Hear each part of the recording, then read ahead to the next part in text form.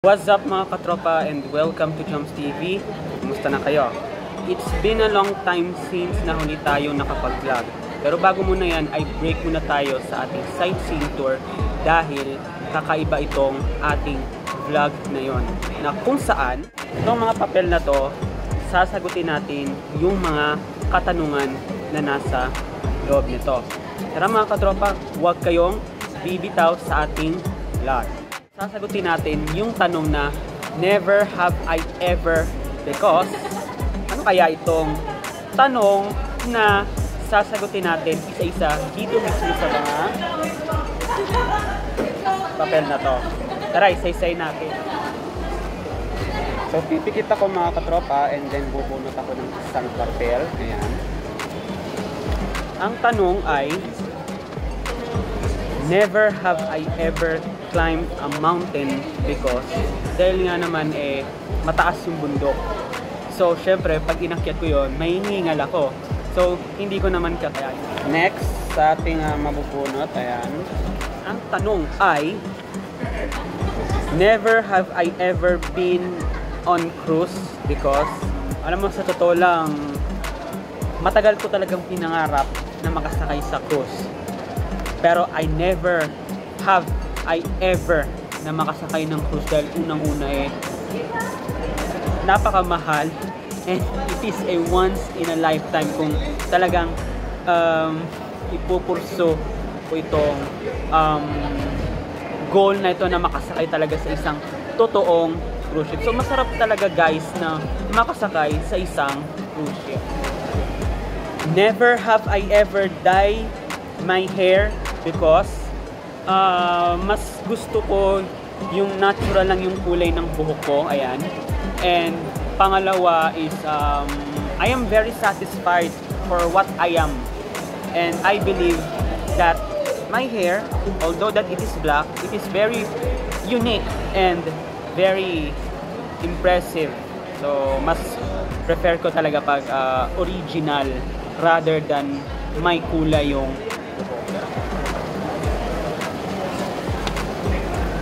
never have I ever been cheated on my friends because personally I am very loyal to my friends. Ayan. And also talagang yung loyalty ko is I treated like a brother or a sister rather than just a friend or classmates lamang. Ayan. So ganun ako mag trato ng isang kaibigan. So I treated like a family, like a close and like a brother or sisters. Ngayon mga katropa, 6 papers left. At bubunot na naman uli ako ng isa. Ayan. Never have I ever gotten sick from drinking too much because hindi ko nature yung uminom kahit light alcohol. So I never ever na uminom. So usually ang iniinom ko lang is soft drinks, juice, and milk. So never pa ako nakatikim kahit isa ng alak dahil I have a history of medical condition which is na-trauma na ako dun sa pangyayaring yun.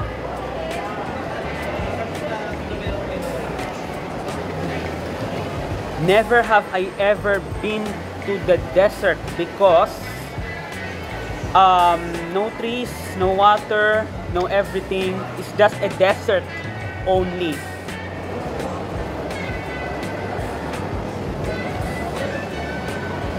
Never have I ever talked to someone famous because although na gusto ko naman makipag-usap dun sa taong famous, hindi mo rin talaga maiiwasan na maya. So ang ginagawa ko is nilalakasan ko na lang yung loob ko kung mag-approach ako sa kanya. Pero never have I ever talked to someone famous because they're so very busy. Never have I ever smoked because never pa ako na-try na manigarilyo. So hindi talaga ako naninigarilyo guys. Ayan. So much better guys kung hanggat maaga pa lang wag niyo sanayin talaga na manigarilyo because smoking is very bad to your health. It can affect everything. Heart, lungs, brain, or even blood, it can affect everything. So, never have I ever smoked before. Oh my God, and only 2 laps na lang pala. Ayan. Never have I ever seen a ghost because sa bahay kasi namin wala namang masyadong multo eh. Tsaka hindi ako naniniwala sa multo guys, to be honestly. Nakakita man ako ng multo, siguro sa mga movies lang or sa mga TV series. Last, never have I ever eaten a worm because, oh my God, nakakadiri ito. Nakakadiri talaga yung worm mo na. Nakakadiri talaga. So, never ever. So, ayan mga katropa, ngayong nasugot na natin yung 10 never have I ever because na question. So, tanong pa lang, mukhang napapaisip na ako dun sa mga tanong na yon. And at least, paano ay nasagot natin yung mga iba't ibang mga katanungan doon mismo sa tanong na yon. So, thank you very much po and God bless po sa inyong lahat.